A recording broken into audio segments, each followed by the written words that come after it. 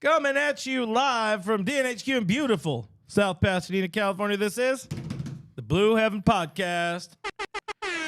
You guys are now home with Jim Beam and Dodgers Nation, but please do drink responsibly, especially if you're leaving work right now. It's not a good time to be doing that. But what is going on, Dodgers Nation? My name is Clint. You can find me as the real FRG, just real FRG on Twitter and Instagram. That guy is the legendary. He's a little grumpy today. DMAC_LA Doug.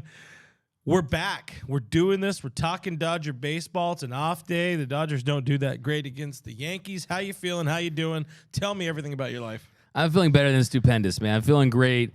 Of course, this Dodger team to lose 2 out of 3 from the Yankees. Still, I think the positives outweighed the negatives this weekend when you look at the starting pitching. Bobby Miller, he was fantastic once again. The offense, we're going to get into it. But, hey, it's good to have you back. You had a nice little weekend up in the mountains, killing the game. I had no reception and a lot of mosquito bites. I got at least West Nile, East Nile, COVID-25. It's coming at you, sir. Coming at you hot, coming at you live. Guys, on today's show, we got to talk about Bobby Miller, the superstar, and his future. We got to start getting a little real about Bobby Miller, so we're going to do that in a little bit. Of course, Dodgers do get beat by the Yankees. Kind of a frustrating series. Luckily, I missed most of it. We did stream Friday night's game. It was a great game. I couldn't really watch the other ones that great, so I'm just saying I'm a very integral part of the Dodgers' success. Speaking of a lack of Dodger success, we got to talk about some struggling rookies that aren't named Bobby Miller right now. Shaky bullpen, a whole lot more things going on in the show. Before we get into the show, I got to remind you this is a podcast, so if you can't watch us live, you can listen to us on all your podcast platforms, and please do subscribe on YouTube, youtube.com/DodgersNationTV. Hit the bell, leave a like, leave a comment, all that kind of stuff. It really helps out the channel. And drop into the comments now. Let us know where you're representing Dodgers Nation on this fine Monday off day. So let's get into some of the comments. Manuel wants me to fix James Outman. He wants me to sprinkle some pixie dust. I tried on the round table last week. Didn't work. Did not work. Yeah, the clean cures. That's gonna be a tough task. Yeah. Swing it's like, I don't know. There's a lot of different parts of that swing. We'll talk more about Jimmy Outman a little bit later. Calvin the Goat Ent. I'm assuming that's how it's supposed to be said. He's checking in from Palmdale. We got Frankie Juarez checking in from Cerritos, California. It's a fine spot. Michael Negretti says, no gang signs, D-Mac. Yo, no promises, man. We got Bobby Miller is the GOAT from Cody Falcon. We got Chatsworth in the house. Noah Cameras. Damn, where the super chat's at.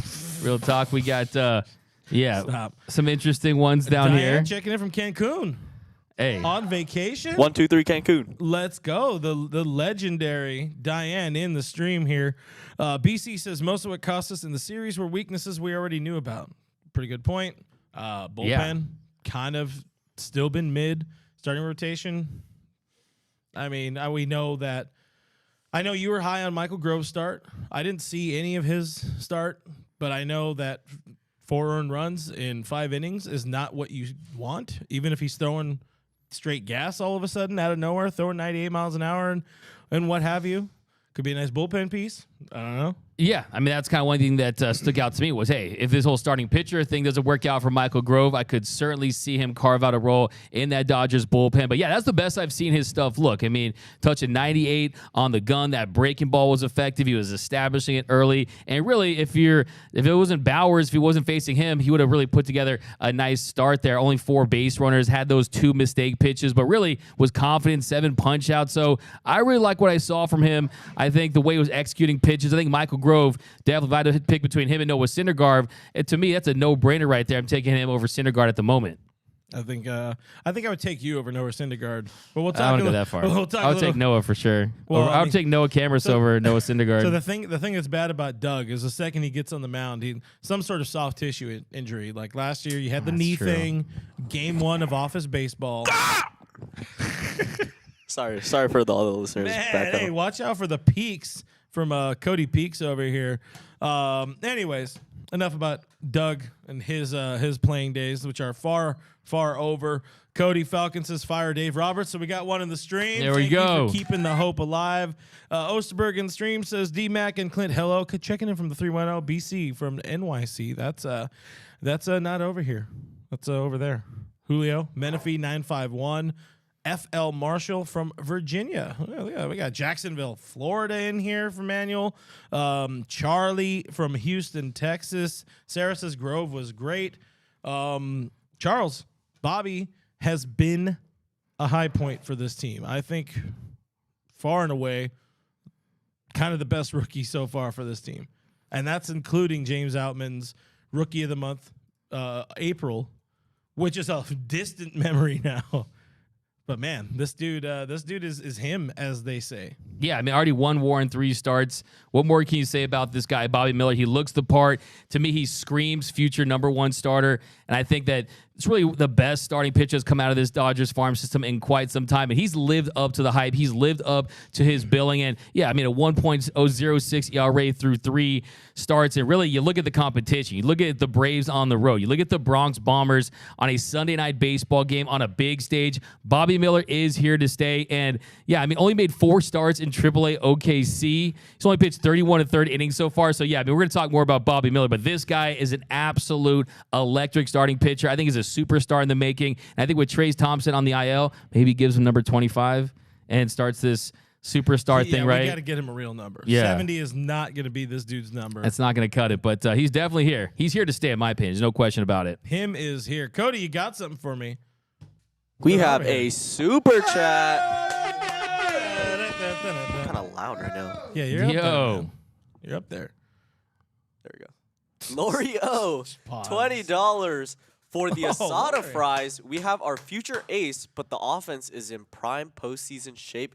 Can this team get it together? And you know what? I'm gonna make that the Hornito shot take of the show. That is a fire take right there, Lori. There it is. Hornito's shot taker of the day. As Doug McCain would say, glug ding. There it is. There it is. Shout out to you, Lori. It's a good comment. And super chat. We don't only super our shot taker super chats, but we appreciate them whenever we do get them. Yes, all the things that you said that I remember before I started yelling, chipping in for the asada fries, which I'm talking about. Doug's about that lifestyle. Absolutely. I do. I'm getting more and more giddy at the idea of eventually seeing a Bobby Miller, Walker Buehler 1-2. That sounds fun. That sounds really fun.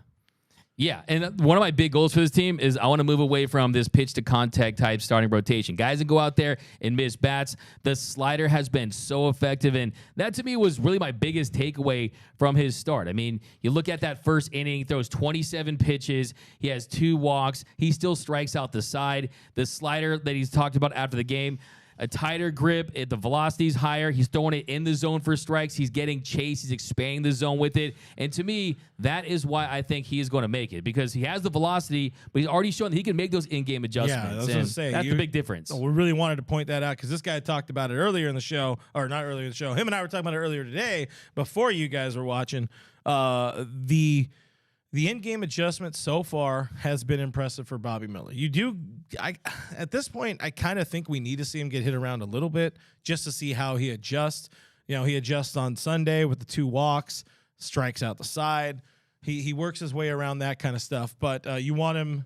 You don't want him to get beat, but you want to see him face a little bit of adversity. I think that would be good for the next step of his growth. But the fact that this is only start number 3 and we're already seeing better stuff, better pitches, improvement on his pitches, essentially now throwing, let's call it a cutter, because that's what it is in a way. Essentially, yeah. But adjusting to whatever the opposing team is not hitting, I guess we could say. It's not always just about throwing the same curve or the same fastball or different fastballs or whatever. If they're not hitting the slider like the Yankees weren't on Sunday, just keep running it out there until they start to maybe figure it out. Yeah, that was the biggest thing. I mean, that first inning, the at-bat to Stanton, he was guessing on that slider, and he froze him with a 100-mile-per-hour fastball. So it's not, you can't just have one pitch, and he commands all 5 pitches. The slider, though, is what's going to take it from a great pitcher to a potential perennial all-star, a guy that can truly lead a rotation. And yesterday, he had a 58% whiff rate on that slider. 11 of 19, just absolutely an elite pitch for him. So, yeah, that's going to take him to the next level. And the fact that he's already receptive to Connor McGinnis. And one of the things that I mentioned when we first talked about Bobby Miller coming up is I want him to be around Clayton Kershaw. I want him to be around Mark Pryor and Connor McGinnis on a daily basis. And he has passes with flying colors. I mean, the fact that if you had to grade him, it's a 4.0 GPA with straight A++.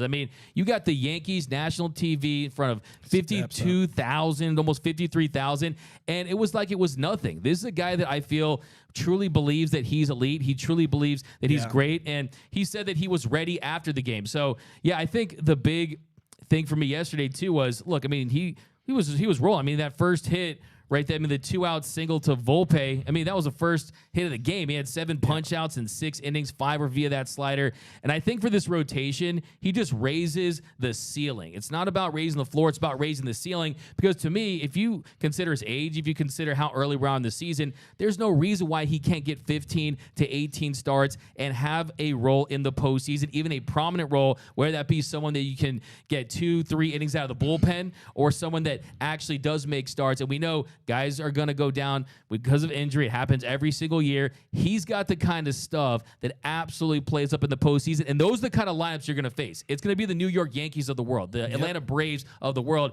and we know, yes, it's extremely way too early. We're at the cold open. We're like at the Marvel scene where it's not even all the comic books, or we're not even close to the first scene. But what you've seen so far, I mean, you have to just love everything about it. And what he's doing is historic. You saw Sarah Lang's tweet during the game that if you look at Sarah Lanes, who's the first pitcher since at least 1901 to allow 1 or fewer hits over 6 scoreless innings in his first 3 starts. So, I mean, that is unprecedented. I mean, Fernando Mania, Miller Mania. I mean, is this going to be the start of something, Clint? It's Bobby's world, man. We're just living in it. We call it Miller time, and it's fun. It's really fun to see. You are getting shades, and yeah, the comps have already been there a bunch, but you are getting shades. You are getting throwbacks to 2018. Walker Buehler coming up, making his first start against the Marlins at Dodger Stadium, and just kind of plugging into that rotation and taking over. I know one of the things we were also talking about before the show, as we're coming up with little bits and pieces to talk about, is there is the concern with where we're at in the season, with Bobby Miller, with the innings count in his career, the highest amount of innings he's thrown so far as a professional is 112 last year. He's going to have to put some innings down if he's staying in the rotation for the rest of the season. And at this point, you can't take him out. He would need to run 4, 5, 6 bad starts in a row. But how do you justify taking him out if you're also leaving in Noah Syndergaard for 13 bad starts or whatever it is? But you do kind of got to worry about that a little bit. On the flip side, Butane's done it before in 2018, which is that biggest comp season. He plugs into the rotation, throws more innings than he ever has in his life, 137 plus playoffs plus. And, well, I mean, game 163 is in there. These are dudes that are this is a big boy. He is built to handle that kind of workload. He is built to take it into October, deep into October, and I'm not worried about that kind of stuff. Is that something you are worried about at all? For me, it's not. I think if you stick to the game plan, I would like to see 5 innings, 6 innings, anywhere from 85 to 100 pitches. It would have been nice to see that 7 innings against the Yanks on Sunday, but any sort of stress, any sort of opportunity to save an inning, it's what Dave needs to do right now, what the organization needs to do. I agree with that. I think, look, I would have liked to see him go out there for another inning. I'll be honest with you, just see him go out there. He was making it look so easy. Some of those innings, 1, 2, 3, lots of 1, 2, 3 innings, not a lot of high-stress innings. But one thing that I was looking for heading into this start was how would he perform against a team that had a couple games after he had a couple games under his belt with the video to look at and identify his weak spots, and they had no answer. And look, the reality is when you have a plus-plus fastball, when you have 2 or 3 plus secondary pitches and you're commanding it like that, you can't keep him out of the rotation. He is here to stay. He is going to be a part of this rotation until further notice. And I think that he has made it easy on this organization to do just that. To say, hey, look, I mean, you can't make the argument that he's not one of the best 5 pitchers there for the Dodgers. So, yeah, I mean, look, he's absolutely been absolutely astonishing. And I think the other thing, too, is one thing, if you look at some of the early footage we have from him, if you look at the evolution of his delivery, I mean, that motion that he has, it's so much cleaner with his big frame. He can just spot the breaking balls throw them for strikes, keep hitters off balance. And I don't think it's going to be that big of a transition. I also want to say lesson learned when it comes to looking at AAA ERAs. When it comes to looking at AAA ERAs, people are saying not enough starts. The ERA is close to 5. The reason that was because they realized that the fastball is fine. The fastball is going to play. It's about the second and third pitches. And they were focusing. I can tell you from talking to people this weekend at the stadium within the Dodgers, that's where the focus was. Is that what the focus was? And they were saying, hey, we got to work on that because we know that he was always a guy. Bobby Miller was always a guy, and he told us this during spring training that, I don't want to rush to this show because when I get there, I want to stay there. He doesn't want to get the frequent flyer miles to OKC. He doesn't want to be jet set like that. He wanted to stay there, and he's proven why. Yeah, he's proven why, and he's proven to back up his words. He's not going back down. And the evolution of how Dave Roberts has spoken about him to media from before he gets the call up. Hey, like, in so many words, we don't think he's ready, but this is where we're at. To, hey, that was a really good start. Let's see what happens next. Same type of thing to, I'm impressed by this kid, the ability to adjust, the ability to step up to the moment against the Yankees, national television game, and still coming. I saw a comment earlier. It said, the swag coming to the ballpark looking like that. This is a dude who knows he belongs. He's feeling it. He's feeling himself. He's feeling the game, and he even said, I think after his first start, look good, pitch good.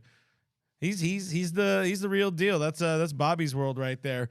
Rick over on YouTube says so much talent coming from the farm. Hey, there's a chance Bobby's he's gonna be the best of them. Yeah. But there's a chance he's just the tip of the iceberg because and shout out to Ken Rosenthal today on he calls it the Foul Territory Show. Or Fair Territory Show on the Foul Territory Network or whatever you want to call it. But he talked about he gave shined some light on the AA rotation the Dodgers have right now, which is just filled with some arms that are ready to go. Landon Knack is somebody we're probably going to be seeing really soon. He's already 25 years old. He's wasting time now at this point at AA. Emmett Sheehan just put together Texas League Pitcher of the Month for May. You have River Ryan, who came to L.A. as in a heist with the Padres for old friend of the show, Matt Beatty. Who else is down there? I mean, you got a bunch of dudes that are going to make a difference in some way, shape, or form for this organization, whether they do come up to the big leagues or whether it's as a trade piece. That AA rotation is going to be pretty important for this club. In the coming weeks, maybe even as soon as this week. You don't know. The Dodgers did clear a roster spot today by losing Luke Williams to the Atlanta Braves. So you wonder what that roster spot is for. I do think we see somebody like, what's his name, Matt Andriese, who had also a really good month at AAA. But, the Dodgers don't like to make those moves from AA. But still, keep an eye on those. There's 6 guys. I've written about them so many times, DodgersNation.com. Go check them out. But those guys you really got to keep an eye on. But anyways, more comments. Sarah Morris says that Bobby Miller needs a real number. He might replace Clayton Kershaw. Miller has all of it. Yeah, I mean, I agree with that 100%. I think it bears repeating, though. I mean, he definitely screams frontline starter. I'm just salivating over a potential rotation that has Bobby Miller, Walker Buehler, Dustin May, Tony Gonsolin, dare I say Shohei Ohtani. And you look at those are power pitchers. Those are guys that have high velocity. Those are guys that can dominate in the postseason. So, yeah, I mean, this is a guy, he is destined for this. I told you I hit up one of the media members who was covering high school, and they said he was an ice cream truck driver during the summertime. So, hey, man, he's got the ice in his veins. We know that what he brings on the mound. And I remember, too, talking to him during spring training and some of his cleats. His cleat game is so strong. And I was asking about one of his Jordan cleats and if he was going to wear those. And he even told me, I'm saving these for the show. So when you already are saving cleats, Jordan cleats for the show, that tells you everything you need to know about a guy. The show chain game is on point. The X-Swag is next level. And Major League Baseball can use more stars. He's a guy that people will pay money. Remember back when we were watching the game back in the 90s, 2000s? You would pay for the starting pitcher. He's a starting pitcher you pay to see. So love to see it, man. I'm very excited about this kid. You had your Rocket Clemens back in the day. You had your Randy Johnson. And now you had your Pedro Martinez. Now you have your Bobby Miller, Robert Miller in the flesh. Manuel says Bobby is a PIMP. Back I in don't our know day what music you kids. heard about me. But all right, let's talk about some of the other things that were more on the bad side for your Dodgers. Hey, we're talking all this about Bobby Miller. Guess what? The Dodgers lost that game because they couldn't really put too many of the run points on the board on account of the offense being kind of doo-doo. Now, you had put out a tweet. I don't remember the exact every word that you said, but you had pointed out, hey, they did pretty good against some quality teams in baseball, a few of the best teams in baseball with the Braves, with the Yankees, with the Rays. Is this a situation where we should be worried about if the Dodgers are below average against elite competition? That was kind of what you put out. You said no. Expand on that. Look, I think there's a couple ways you can look at it. I mean, you can look at it and say this is a series at the beginning of June, albeit it is the New York Yankees. It is on national TV, so it's a big test. But when we've seen this team struggle in the postseason, it's when they're not generating any offense. It's when they are relying on the home runs. They're not able to come through. We saw on Friday, they blow that game wide open in the first inning, blew the doors off of the Yankees. And I think Luis Severino was tipping his pitches. If he's not tipping his pitches, maybe they get swept in this series. And after that first inning for the rest of the series, Dodgers went 16 for 77 for the rest of the way. Yesterday, their top four, they go 0 for 15 the first time this season. Games 2 and 3, they just weren't able to have any answers. And I think really the big concern I have, if you look at this team, and I always say, of course, if you want the dub, you got to slug, but 51.1% of the Dodgers runs this season have come via the home run ball. That's second in Major League Baseball, and this team needs home runs like they need oxygen, okay? And that's how they win games, and it did just felt like they pressed that snooze button on Saturday morning, and they didn't wake up. I mean, they were asleep for the rest of the way, and yeah,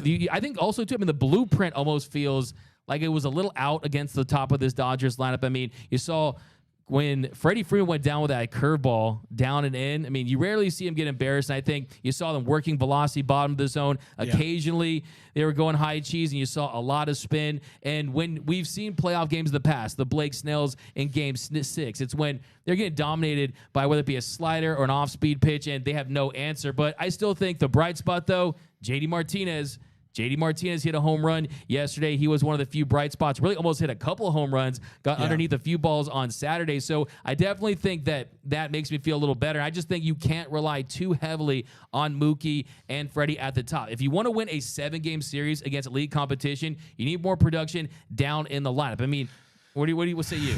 I agree, and we're having I think we're at the point where we need to have a conversation about the rookies in the lineup. We got to talk about James Outman, who is not James Out him anymore. He's not even James Droutman anymore, as you might or might not have called him. He's James Guaranteed Outman, like you said earlier. So I'm just stealing from Doug, man. This is some great stuff. But he's struggling right now, and it's tough, and you're not seeing enough improvement from him. And I'm gonna get you on record of saying, look, you're really trying, and I appreciate it on Twitter. This guy's really trying to make the Miguel Vargas thing work. But I've never seen this guy hit better than 227 in a stretch. And I'm not saying throw all these guys away, and dump them all in the trash. But when you have them two struggling, you don't know what you're gonna get out of David Peralta any particular day. You don't know if Austin Barnes is going to be in lineup that day. You might have 4 or 5 guys after Max Muncy, who also is struggling mightily. You might have all these dudes just basically there to do a whole lot of nothing, and you're trying to win a game. That's getting deeper. I want to focus on the rookies. Give me some James Outman thoughts. That's all I got. So when it comes to James Outman, we love the guy. He came on this show, and I want him to succeed. I want him to snap out of this. I want him to establish himself as an everyday big leaguer. I would love for him to be the long-term solution at center field. But over the past few days, it's really started creeping in my head. I'm having my doubts. I'm starting to question, is he going to be that guy? Do the Dodgers need to trade for an outfielder to really solidify this offense? And look, the reality is, Look, I try to, of course, I'm a Dodgers fan, but my number one priority is to just bring the truth. And if I'm sipping on some true serum right now, it's telling me that James Outman just isn't getting it done. If you look at his numbers since the beginning of May, he's hitting 161 with a 257 on base percentage, a 276 slugging percentage, a 51 WRC plus. So his bat has been 49% below league average. And Clint, we knew that he was going to strike out. We knew that comes with the territory because look, the rub on James Outman is if he puts his bat on the ball, good things are going to happen. But the only issue is he has a 37.6% strikeout rate, but the slug is just not there. He's only had 2 home runs since the beginning of May. He looks lost at the plate. Look, he looks more lost than me looking for my car at the Dodger Stadium parking lot after the game. And it's just not happening right now for James Outman. I do think that you continue to run him out there and you're going to hurt his confidence. I mean, yesterday he goes down swinging on 3 straight pitches. He didn't take the bat off his shoulder. I'm yelling at the TV, swing the bat, swing the bat. And when I'm doing that, that's when I'm really frustrated. But what are your thoughts on Outman? What are you seeing, Clint? I mean, I also think setting him down hurts the confidence as well. He's just in a bad spot. I think mentally he's okay. It's just the league's beating him. And Dave Roberts talked about it a couple weeks ago. You know, he's picking the wrong pitches to swing at. And when they are hittable pitches, he's not pulling the trigger. And you're seeing that a little more often than not. I do want to point out, you mentioned 2 home runs. Since the big 4-hit, 2 home run game in Chicago, where the media started going all in, national media started going all in on James Outman fever, 177, 556 OPS, 2 dingers, 11 ribs. I wonder was it a pressure thing? Again, I just said he's in a good mental spot, but maybe he's also at the same time, like it's not getting to him, but maybe he's not putting himself in the best position to succeed because he's thinking, oh man, all these guys were high about me, and now I'm down here, and now I'm trying to get back to it. And it's like gambling, you know? I was up $20 now. Oh, let me just try to get back to what I came to Vegas with, and then you're down another $200. You're just trying too hard.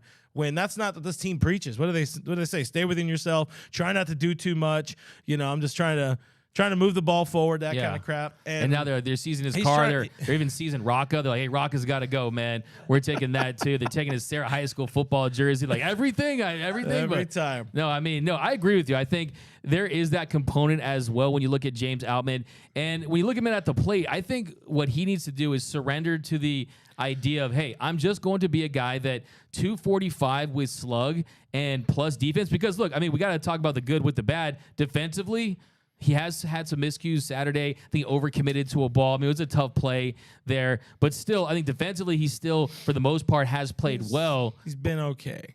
I mean, he has been. Look, he's been fine. When he misses the plays, when he misses the plays, it's kind of like, wow, how did he miss that? But for the greater part, yeah, he's been solid enough in center field. I think the problem with that is we're coming off of Cody Bellinger, who just everything about Cody Bellinger as a defensive center fielder was insane, and he wasn't even like lights out elite defensive center fielder, especially over his last couple of seasons. But still, Cody, that first step, maybe he lost a step through the injuries, but that first step, the intuition, the ability to know when to dive, when to jump, when to time a jump to rob, that takes time.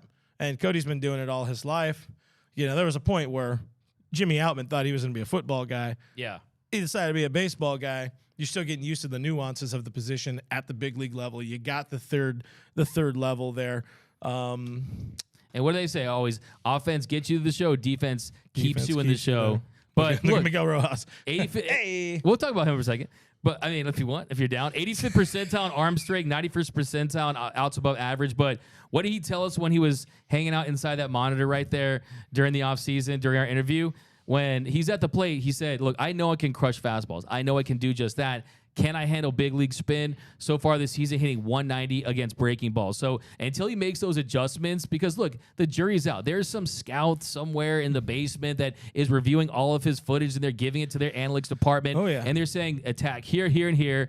High velocity fastballs, spin on the inner half. And there's just times where, look, you talk about non-competitive pitches.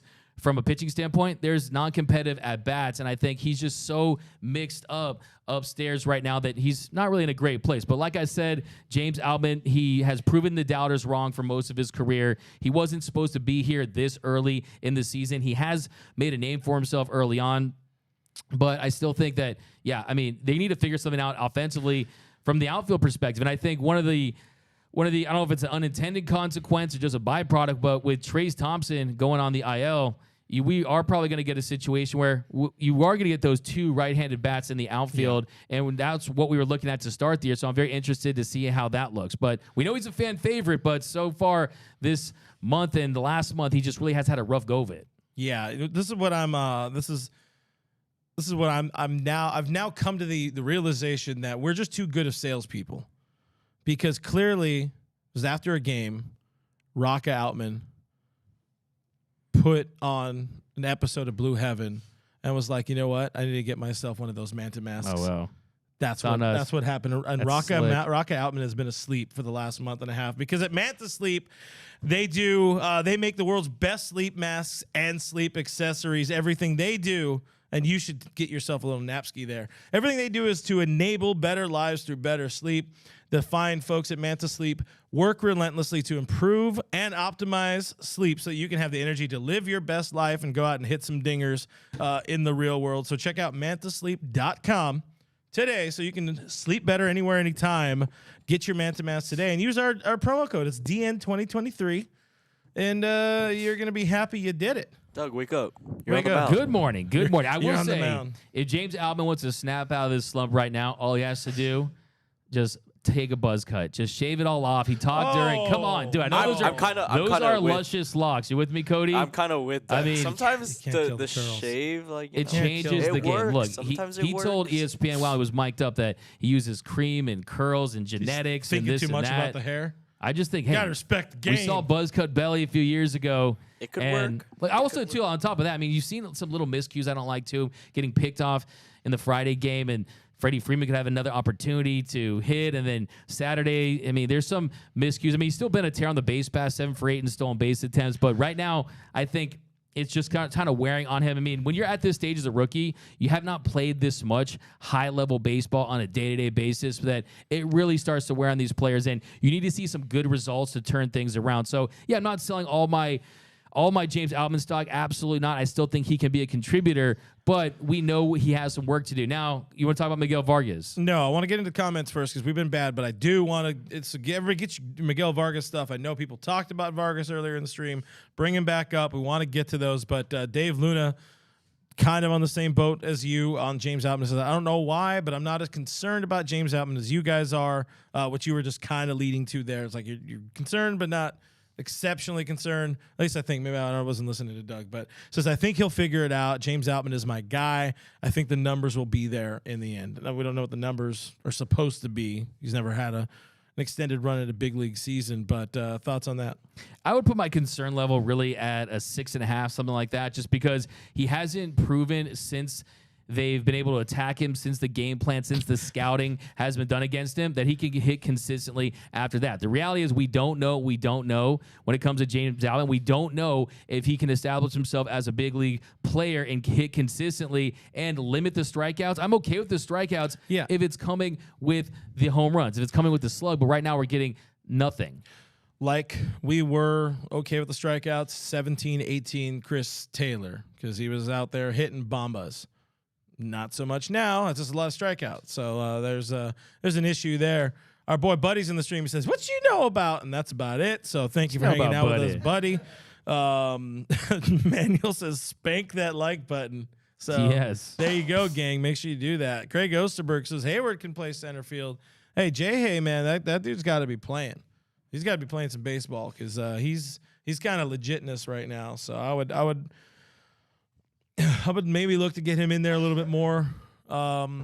Maybe splitting time with Outman while Jimmy's able to get a little more FaceTime with Aaron Bates, Rob Van Scoyac. Find something in the swing, but also just give him that little mental sabbatical he might need because, again, while he's in a good spirit, he's still somewhere in the back of his mind like, I'm trying to get back to where I was April 20th or whatever it was because – 420. Seth Gribble says no game today. Has me sad, but you're here with us. Just to say. DKM says so you miss me. Greet. I'd rather get, hey guys, you miss me. Simone, I'd rather get a greet. So I'm assuming he's going with.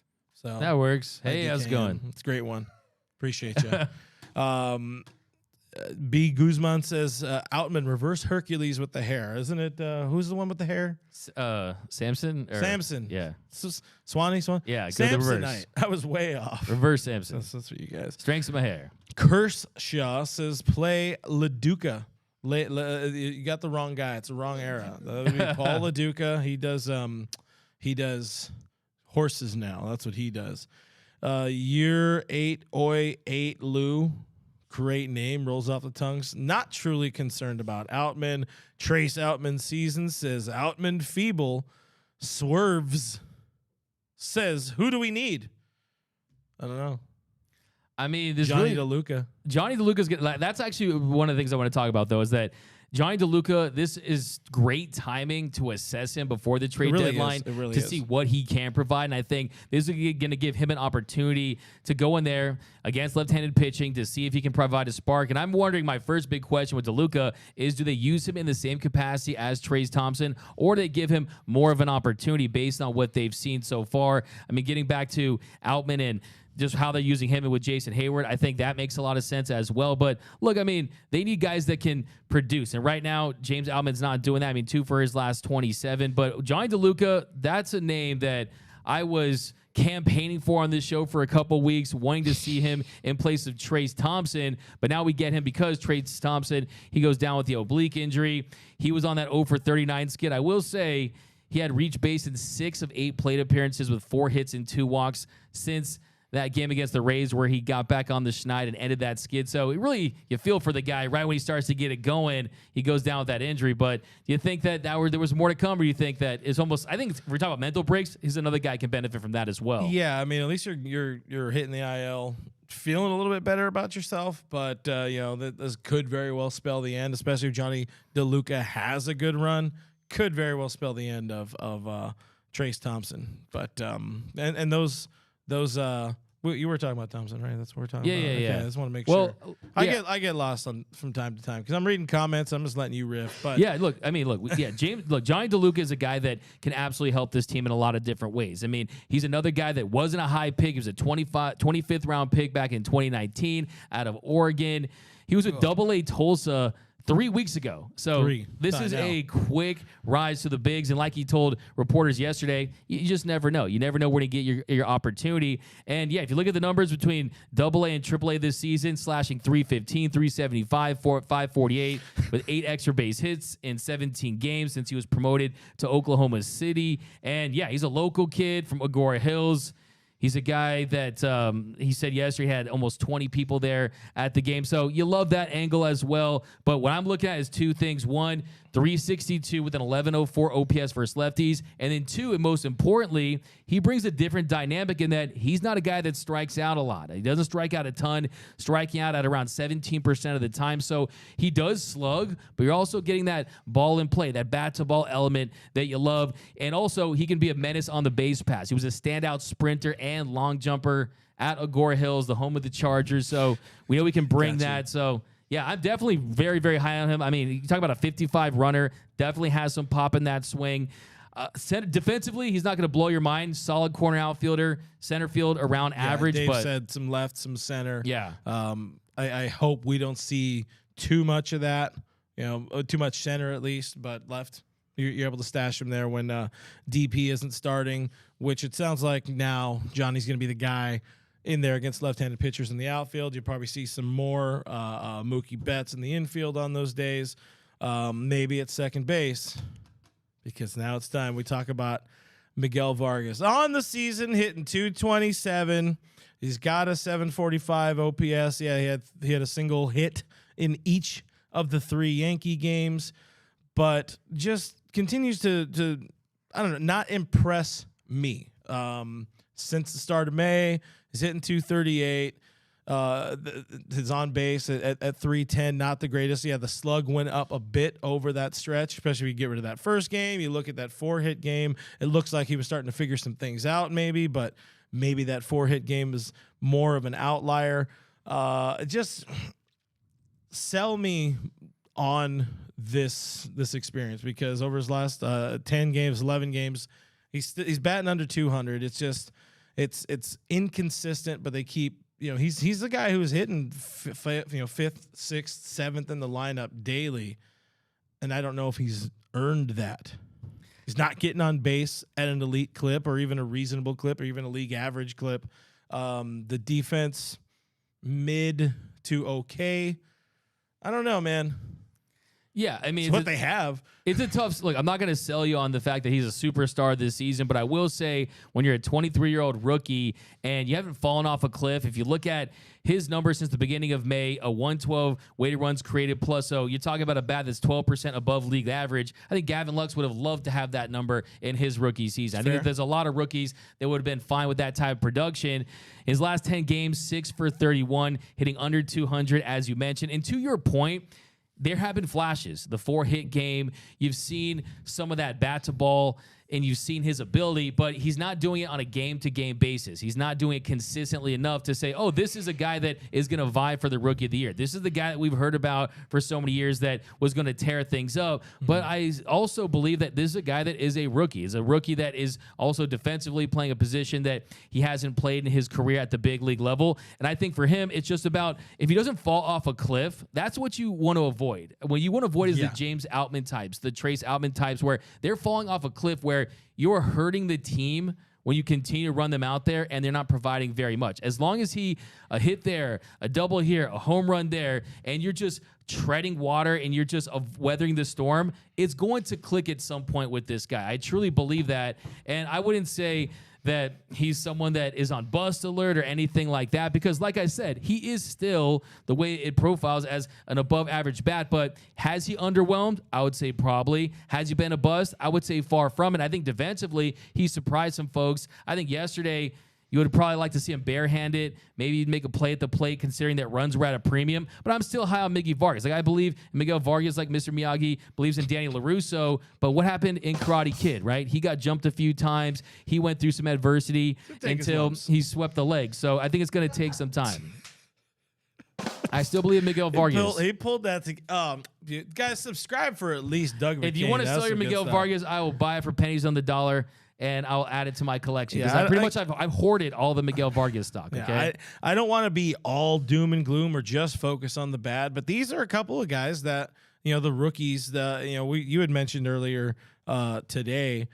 It seems like the Dodgers have struggled, in particular, to draft and develop or bring up and develop their own infielders. We haven't seen an exceptional or even league average infielder since Corey Seager, who's now raking in Texas, which is unfortunate. But I don't know what the deal. They could print pitchers like nobody's business. But when it comes to infield and honestly, even kind of outfield, it's been a bit of a struggle on that side of the player development coin. But anywho, I upset Victor with I didn't upset him. He says Corey who?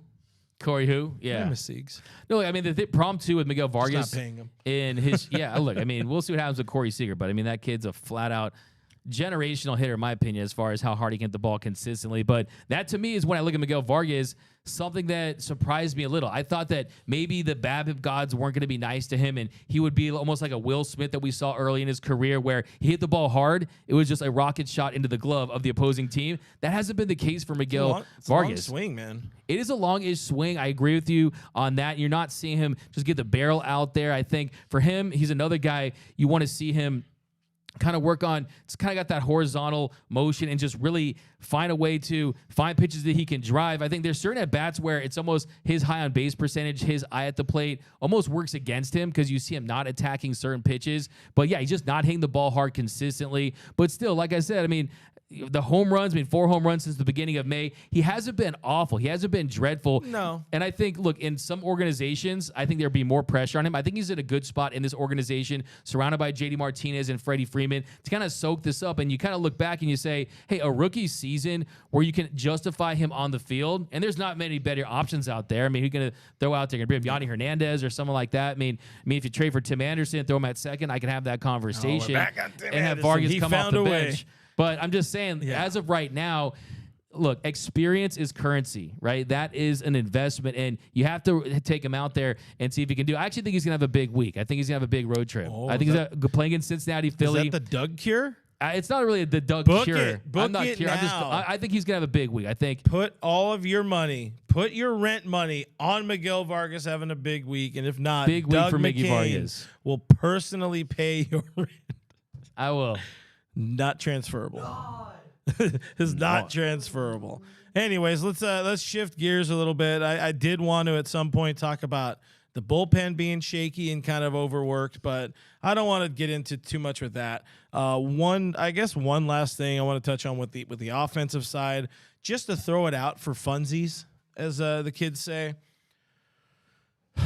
Not so much do you think they would explore it, but should the Dodgers move Mookie Betts out of the leadoff spot and into a more run-producing spot? You mentioned earlier they're kind of missing that run production in the middle of the lineup.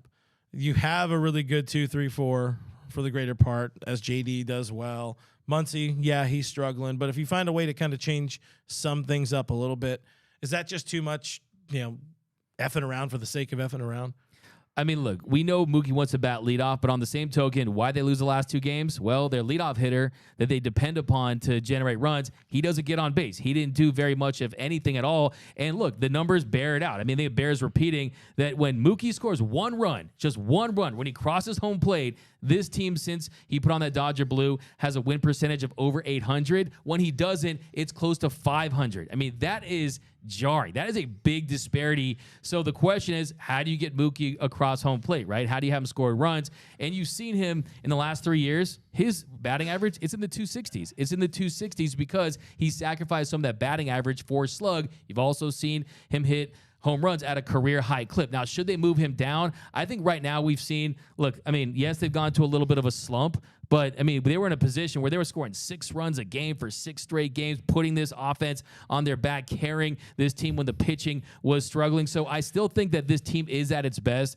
with Mookie and Freddie at the top of the lineup in a 1-2 punch. But I do think you want to ease into that transition. We heard Mookie during spring training saying, look, I'm not holding you guys hostage with that leadoff spot. But we also know loosened up. This guy has 41 leadoff home runs, and that can set a tone in a game. So where Mookie's happy, I'm happy, but he's not a very explosive base runner, so there's that element too. And the on-base percentage, it's higher than it was last year. But I think when you look at where the other options are, there's no one I would put on this roster in the leadoff spot over Mookie at the moment. Yeah, what Dave Roberts said over the weekend, I think on the Friday game, he's instant offense. You would like to have that in the game as often as possible. And yeah, that was the other part. You said it. Seth Gribble said it in there. Who's going to bat leadoff then? There is no clear option, so this is what you do. If you want to go to Tim Anderson. No, I won't do that. That's the Doug McCain I know. Nothing gets past this guy here. I'll say here. Somebody also said you need to do the Cupid shuffle. I didn't see that. Oh, is that a thing? Down. That's one of the way. Danny says, Doug, you're afraid to criticize the Dodgers. I criticize the Dodgers all the time. Someone said someone on the show yesterday. Someone on the show yesterday.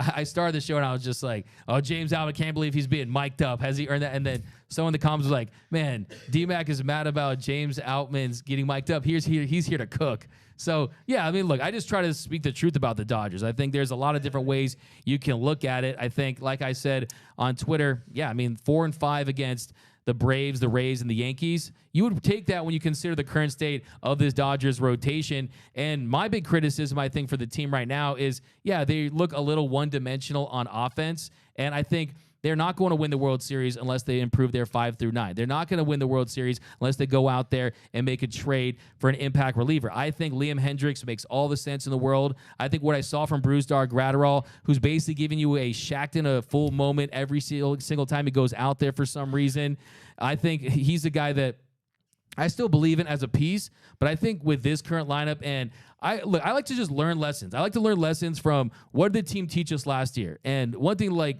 talking about Johnny DeLuca, this is what's gonna happen. He's gonna go on fire, and then he's gonna be the flavor of the month. Johnny DeLuca mania. Everyone's gonna love him like they loved James Outman. Then he's gonna fall off, and then people are gonna hate him. And it's just the vicious cycle, right? It's the vicious cycle. Or sports, really. Yeah. Exactly. So look, I mean, this year I think we got to learn from last year. You can't bank on the guys that we heard about all the time, all the entire season. This guy's going to come back. That guy's going to come back. No, if you truly believe in this team, you're going to put your chips in the middle. You're going to go out there and make moves. And this team, the guys that are available, it's always a timing thing. I mean, even the Yankees series, I mean, it's how your rotation lines up, right? You had Michael Grove going on Saturday. You had Bobby Miller Sunday, Kershaw Friday. I mean, it's a timing thing too, as well as which guys are on shorter term deals, because we know the Dodgers, they don't want to commit to guys long term.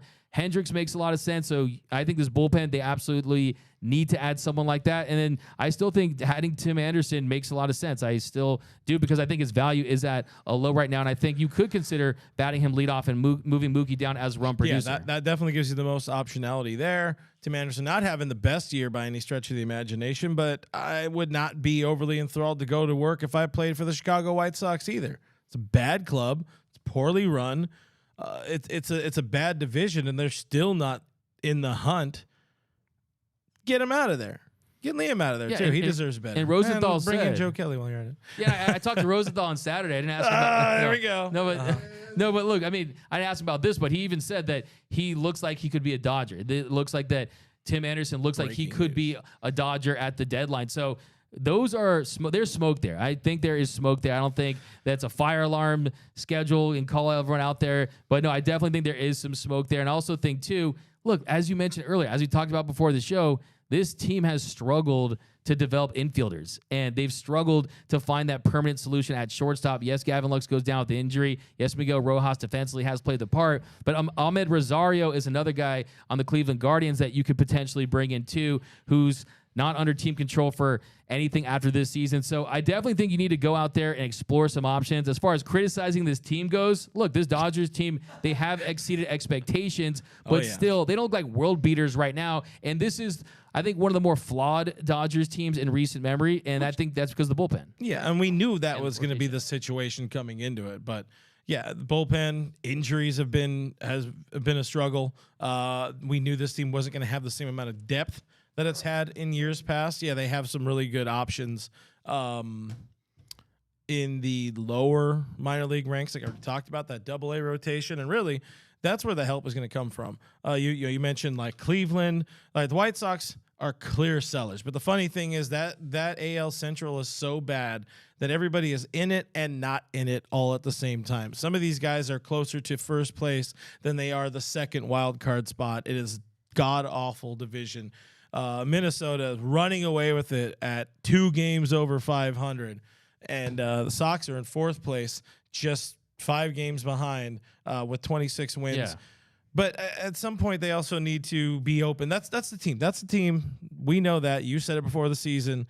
You need to root for the Dodgers to win, and you need to root for whoever's playing the White Sox to win, because that's going to be the team that is the Dodgers trade farm system in a way. And both these clubs can help each other improve for either the now and the future. But somebody like Cleveland, they're probably going to be looking at the White Sox as a trade partner. All of these other clubs. Cleveland's so weird, though. Like, they're a team that they're willing to make trades even if they're like 2 games back, because they know that they don't like to pay guys through arbitration. Yeah. They don't like to sign guys. I mean, Clase, Bieber. I mean, there's so many names that if you call them, they will always pick up the phone. They could be in first place by 20 games. They're answering that phone. The Dodgers, they cut the cord. They throw it out of the window. I mean, they're not going to pick up the phone for any of their top prospects. Who still has a corded phone? Friedman does. Oh. I think he does. Proud of him. I think he has the clear one. You know, the 90s or the clear phone. You can see all the bits and pieces inside. He used to go around the wall in the kitchen so he could be like, yeah, exactly. Yeah. Call after 9, guys. That's all I'm saying. Houston's struggling a little bit by their standards. Yeah, they have a wild card spot, but they're going to want to get better. They're going to want to improve that starting rotation a little bit. They want to improve on the fringes any way they can. Yeah. There's a lot more people that have opportunities to make playoff spots, and that's just that much more competition. We're not going to see I don't think we're ever going to see a trade deadline like the Scherzer-Turner deal again. I don't see it. And even that trade deadline, I mean, you had to include, if you're the Nationals, you had to include a Trey Turner that still had a year left of team control just to get the Dodgers' top 2 prospects. And then in that situation, we know Josiah Gray, that's a guy that they traded for and developed. So this organization, they're not afraid to give off trade capital if it's for the right guys. And I would be shocked. I would be shocked and stunned that this trade deadline, if the Dodgers weren't more aggressive than the last trade deadline. I would be shocked and stunned. I know, of course, the 800-pound elephant in the room is Shohei Ohtani for next season. Not happening. And I know that's not happening, but it the is Dodgers going to have a DH. It's not going to happen. I know it's not going to happen, but it still could impact what they do at the deadline. That's fair. But I'm telling you, I almost want to call Chicago and start the paperwork and get the deal done myself. If they're not going to do that deal, I'm going to have to intervene here because I do think it makes tons of sense. And that's why I think at this stage of the season, the fact that they have exceeded expectations, Bobby Miller changes the game. Bobby Miller changes the game for me. That's how much I believe in him.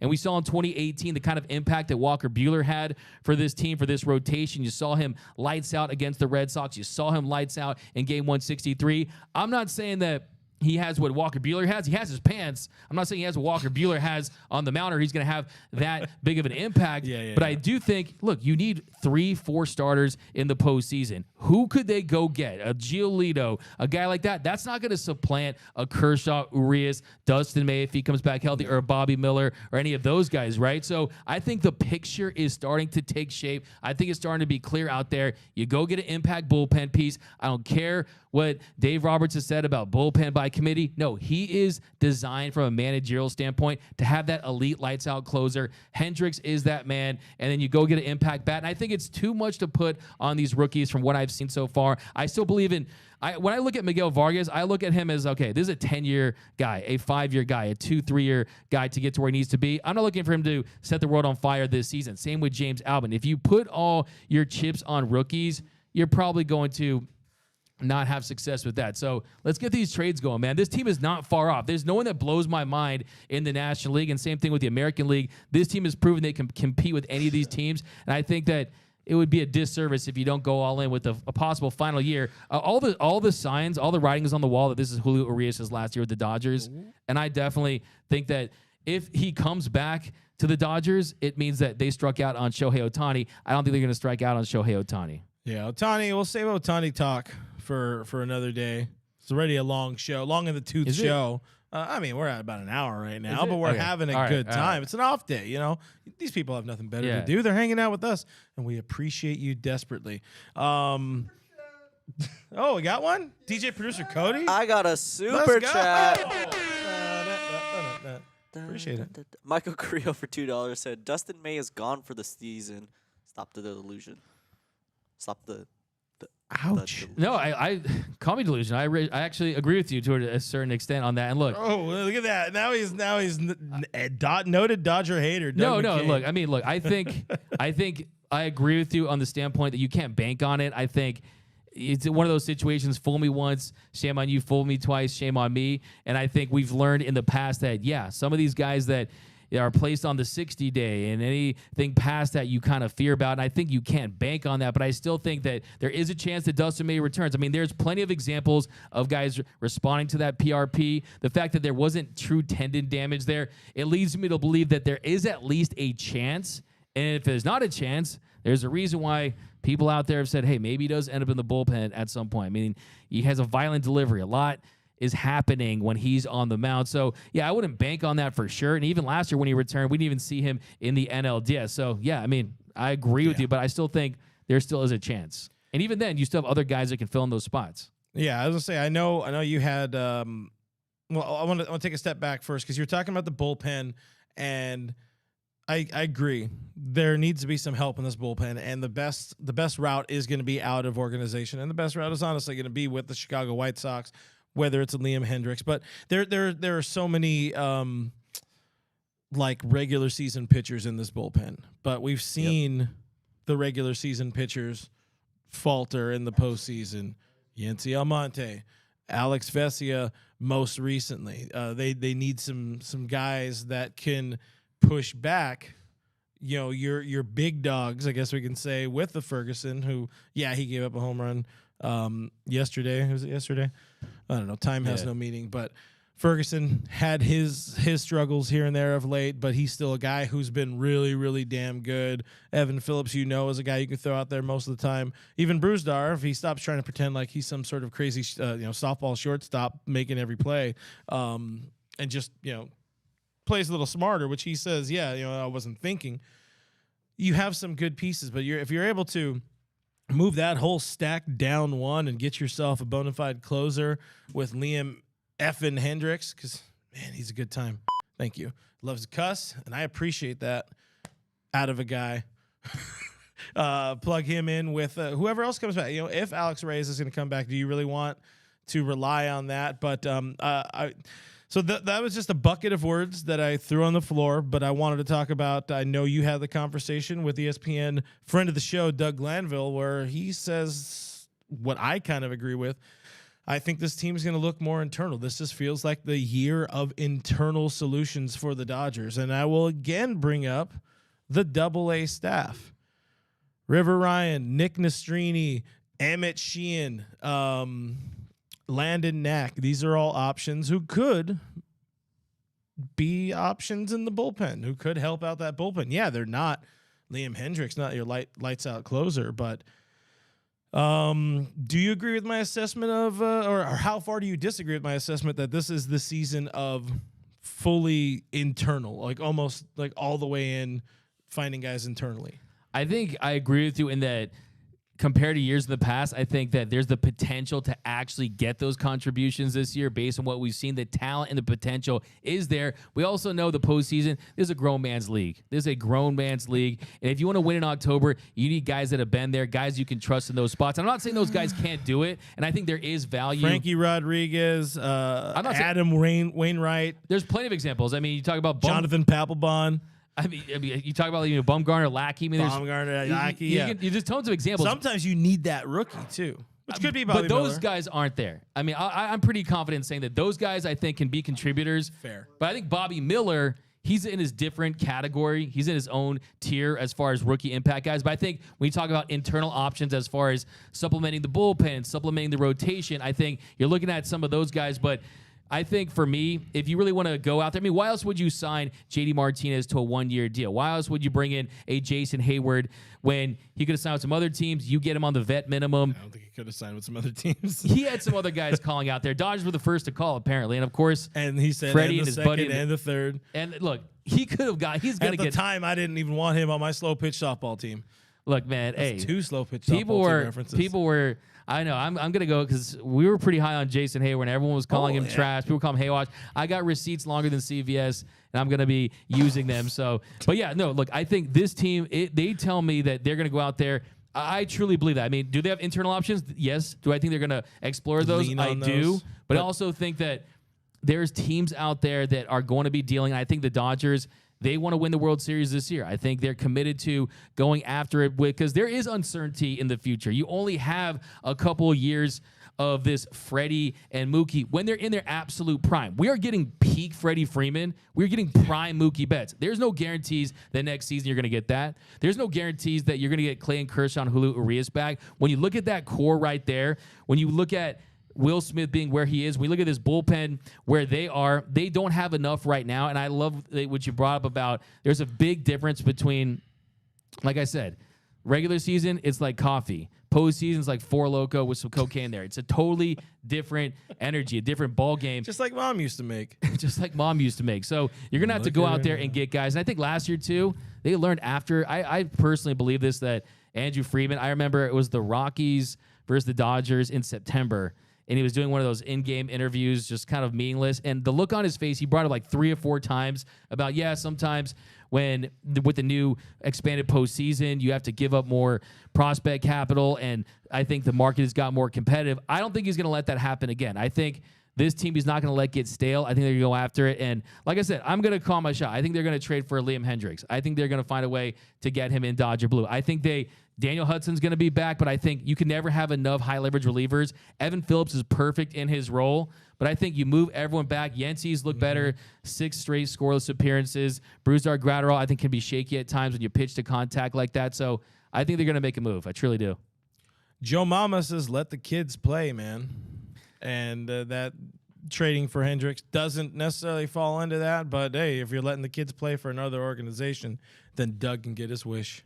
Hey, I think they also, too, they have some guys that don't have defined roles. I mean, Michael Busch, he recently went down with an injury, but he's another guy that you almost feel bad for, that he's currently still just This is where he lives. This is absolutely where he lives. Dave Luna asked, have you guys talked all-star ballots yet? No, we haven't, but we will do that in a future stream, possibly Friday. If we're doing the show on Friday, we are unsure if we're doing that as of this time, but probably will be.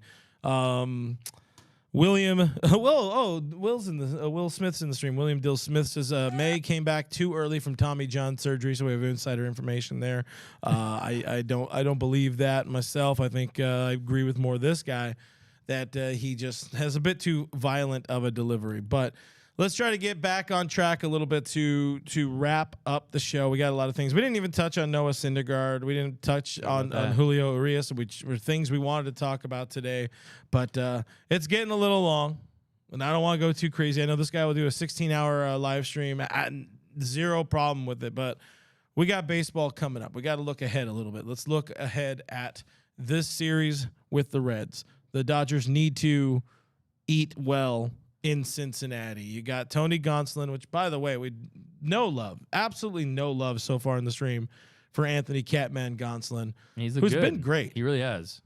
But then you always, he's kind of on that kind of Kershaw boat. It's like, when is the injury going to come? And is it going to come in September where it screws up his October? And then he has another 9 ERA October. And then we face those questions again. But for now, it's a damn good looking pitcher. And he honestly, I don't think he gets there, but he's putting up a back-to-back all-star caliber start to a season. He's going to face Luke Weaver tomorrow, being Tuesday.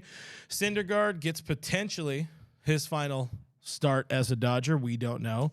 Against a human being named Brandon Williamson. That is a human person. That's whose name I wrote down, because apparently is the guy. And then Kirsch goes against whatever a Graham Ashcroft is. Hey, these aren't your granddad's Reds, I will tell you that. But you have to go in expecting a sweep, needing a sweep against this so you can get back to feeling good, feeling right. And guess what? Those Diamondbacks are right on your ass. They are tied right now. I think technically the Diamondbacks have a lead by percentage points or something like that. But what are your things you're looking for in this series? I think I'm looking for another really impressive start from Tony Gonsolin. I love that you brought that up, the fact that he's not getting the credit that he deserves. And it's not like we don't have a pretty decent sample size at this point. He's made 7 starts. He's pitched over 35 innings, has a sub-2 ERA at 177. He's the best pitcher on the staff right now.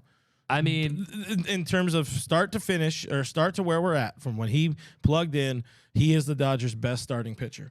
I would make the case for Kershaw. I think a couple of rough starts, but he was back Kershaw on track. Had a 5.5 ERA in May. I mean, he was National League Pitcher of the Month, and he put this team on his back. I think we can have a healthy debate on that one, but I think you can make the argument that he hasn't had a clunker yet. So I think with Tony Gonsolin, you can absolutely make that case. He was on his way to a clunker in his last start, but the defense was insane by the Dodgers, but he found his way to pitch, battle, make it through 5 or 6 innings. Was great. And that's the type of stuff that really impresses me about Tony Gonsolin, is that he finds a way to create an outing when he doesn't have his best stuff. But anyways, I'm gonna stop interrupting you. No. I mean, I think with Thor, I would love to get your thoughts on Thor. I know we're kind of running short on time here, but I think it's tough to have confidence in a game that when he's on the mound, the Dodgers 4-7 in his starts, and really one of those was the Blister Guard game where he pitched 1 inning. So yeah, we'll see how he fares. It does feel like he's pitching for his Dodgers future. I think, like I said, you don't punt on 3rd down, but you might,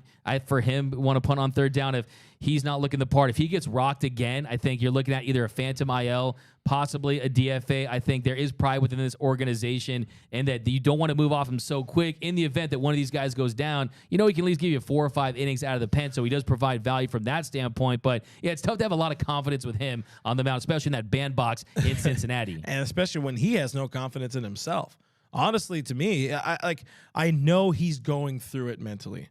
So I'm not like, I don't want to pile on to him too much. And we don't know exactly where his mental state is at. But the things he's saying, after his most recent start, which, what was it, last Wednesday, he just sounds like a little baby that doesn't have his toys anymore and doesn't want to, he doesn't want to learn to be a pitcher.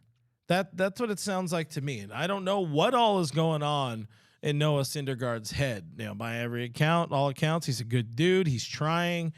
But the fact that he's essentially whining about oh, I don't have my fastball anymore. Who cares? Figure it out, bro. Clayton Kershaw came out throwing 96. Now, bruh struggles to get up to 93, and that's him throwing absolute gas. These guys figure it out. You change. What happened? When did that vaunted Mets rotation turn into soft little broken babies? Because they were the shit. And now all of them, you got Matt Harvey killing pitchers. You got, wait, was he part of the drug deal guy? I don't know. Anyways, but you got Jacob deGrom, who can't stay healthy for the life of him. You got Syndergaard, who, oh no, my ouchie makes it so I can't throw hard anymore. It's a mental block, but just figure it out. Find some location. Yeah, you're not gonna blow hitters by anymore. You're not gonna blow by them. You're not gonna get by on 99. Figure it out. Yeah, no, I mean, Bobby Miller. Or bye-bye. Give him a couple miles per hour off his velo. Maybe you can let him borrow some. But look, the reality is Thor doesn't have that hammer, man. Thor is not throwing thunderbolts, and he hasn't evolved. He doesn't have plus breaking stuff. He doesn't have command. He struggles in the zone. The extension's gone down. I mean, there's so many different reasons why he hasn't been effective, and it's unfortunate because if anyone can fix you, if anyone can optimize you, it's this Dodgers organization. Also, too, this guy does put in the work. This is a drive line guy. This is a guy that has done everything. We're at the hypnosis stage. He's seen a hypnosis to try to get himself back on track. He's just too far gone mentally. He is so far in his own head that I do, even if he has a good start, which, how do we define good start? 6 innings, only 7 runs? I don't know. What is a good Noah Syndergaard start these days? Even if he has an okay start, I kind of wonder if he's going to go on a little phantom IL respite, need to get his brain back, and there's your spot for Julio Urias. But I think they need to see what they have in Michael Grove. You can't take out Bobby Miller. Clayton Kershaw's healthy. Catman, I just called the ace of this staff. You got to find a spot to plug in Julio. This is Noah Syndergaard's last start. You think it's going to be his last start? It has to be. Even if he puts together a good one, at least, hey, you have a good feeling to go to the bullpen or the Phantom IL. Yeah, these are your options. Or they go the way of the Guardians, give him the old DFA like they did with Plesac. So it's the Noah Syndergaard failware. It's the no more Syndergaard. Are we going to see Jeter and Pettit come out to get him?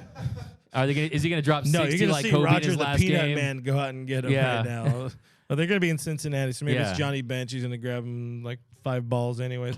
Hey, look what they say in Moneyball. We're all told at one point that we can't play a child's game any longer, and usually we don't get to decide. So I think that's the reality. Players that are past their prime, players they can't find again, it's not your decision. If they do DFA Noah Syndergaard, you're looking at them eating $7 or $8 million of that money. That's a drop in the bucket. That's like 2 micheladas at Dodger Stadium and parking. So they're not going to be hurting in the pocket. But I do think, Clint, and I said this on the video that we did, is you don't want to hurt the reputation that the Dodgers did have, because the Dodgers have the reputation in that you come here, we fix you, right? And if you DFA him this prematurely, I think you're saying out there the message around the league is, yeah, this is a franchise that has the ability to do just that, but do you want to cut the cord this early, or do you want to maintain that relationship? Because he had multi-year offers out there. Yeah, but is it early when we're talking 13, 14 starts into month 3 now? Where does early end? I mean, he's at 6.5 ERA, man. I know, and the home run balls, you have to give him credit. I mean, look, at least in the what he's saying too. At least he's giving Dodger fans souvenirs in the bleachers. I mean, you have to give him credit for that, right? No, but look, I would love to see him go out there, have a good start, but the fear I have is I don't want to get burned from the injuries, and I want to maintain as much depth as you possibly can. Now, what are your thoughts on moving him to the bullpen? I mean, you always need a mop-up guy, a guy you can't get multiple innings out of. I think that's where they would stash him first. It's not going to be a DFA thing. It's going to be a bullpen while he figures some things out. That'll be his bullpen rest, mental reset, and then he tries to figure it out over a few 2-3 inning outings here and there, and then it's either Do you think a team would pick him up? I mean, somebody would Yeah. as a free agent. Free agent, league minimum. Go to Hollywood Boulevard, be like a Thor on Hollywood Boulevard. If you want to do that, get a character actor. No. He ain't going to be here. Yeah. And then, Gary said Kershaw. You feel good about Kershaw, even if it's in Cincinnati. Bank on at least 2 solo homers. What are your predictions? This week, Just for the Red Series. just for the Red Series, I'm going sweep for the Red Series. Let's go for a sweep. I mean, I think it left a bad taste in their mouth. I think they feel like they underperformed against this Yankee team. I'm looking forward to see this offense come alive against some okay to mediocre pitching. So I think I'm looking for a sweep against the Reds. They have given us trouble in Cincinnati in recent years. That is a weird trouble with a capital T. That is a weird ballpark, a bandbox there. Anything can happen. So I'm going with a sweep, though, trying to manifest. What are your takes? He's being white pill over here. Being white pill. It's gonna be a 2 of 3. Dodgers Yeah. are gonna win the series. Funny enough, I don't think they lose the Syndergaard start. I think it's gonna be one of those games where, he pitches well enough to lose it, but the offense finds a way to step up and bail him out. I'm a little worried about the Gonsolin start because I just gave him so much love, so we might lose on Tuesday. But I got still winning 2 of 3. You're gonna feel good. What you got, boys? What you got, DJ producer Cody? I'll go 3-0. 3-0. Wow, white pill. What do you got? 3-0. We got another 3-0. Hey, before you get out of here, what do you got? Oh, white pill 3-0. Wow, bring up the brooms. I'm the bad guy here. Let's get into the I'm comments. just so sick of saying 2 out of 3, to be honest with you. Yeah, same.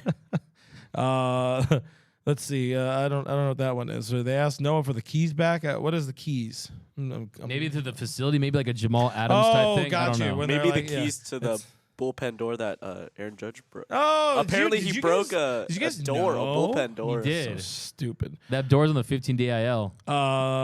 So man, Michael Carrillo not feeling it. He says 0-3. The Dodgers are going to get swept. Wow. Carl says 1-2. We're not feeling it. Mike M says rumor has it Roberts wants Kimbrel back. Barf. Thank you. De Juan B. I'm assuming I nailed that. So somebody tell Gratterall get the easy out. Stop trying to be Houdini. But that's about something different from what we were talking about. Deborah Young is on the positive side, 2-1. Good guys. So does David Burra, says 2-1. David Feldman, even better, 4-0 in this 3-game series. I appreciate that. BC better not lose a series to the Reds. And Will Dill Smith, the legend, the actual Dodgers catcher here in the stream with a profile picture of a chicken. Sorry, of a rooster. I'm not going to say it. It says, pull the plug on Thor. Don't you do it. At this point, I think it's a Thorgon conclusion. Go ahead. I know you want to. Just do it. 'Cause I know when I see one. Thank you. Oh, man. You got anything else you want to add to this, bud, or about time to hit the old wrap it up button? Wrap it up. I'm down. It's time to wrap it up, man. We must not be doing it right if Doug wants Well, to wrap I think it it was up. pretty interesting. I mean, I like the one Trace Altman said. Altman went off in Chicago when he hit leadoff, just saying I don't see him as a leadoff hitter, but interesting take, and he definitely did. So definitely has the speed, but on base not quite where it needs to be, in my opinion. Bat the ball. My player of the week is going to be Mookie Betts because I decided to throw that in. I'm going to fix Mookie Betts again. Player of the week, Mookie Betts. Three home runs in Cincinnati. Guys, find us on the internet at DodgersNation.com. It's a great way to support the boys in blue. This guy, or these boys in black shirts, this guy says it's JD going off in Cincy. Subscribe to Blue Heaven. All of our podcasts are on the iTunes. They're on the Spotify. They're on the Pandora. They're on all the spots where your podcasts live for free. iHeartRadio. Subscribe to YouTube, youtube.com/DodgersNationTV. Hit the bell, leave a like, leave a comment. It really helps out the channel. Go get yourself a Manta mask, mantasleep.com. Drink Hornitos because, you want to. Noah Syndergaard starting this week, and you're going to need to have your Hornitos on Wednesday. I'm Real FRG on Twitter and Instagram. That guy is DMac_LA on Twitter and Instagram. We are Dodgers Nation on Twitter, on Instagram, on the TikTok. Cody has a Twitter. That's what I heard. But maybe we don't need to get Cody into with that. the K. Cody with the K on the Twitter. Thank you for your comments. Thank you for your questions. Thank you so much for your super chats. We will see you later this week. Bye.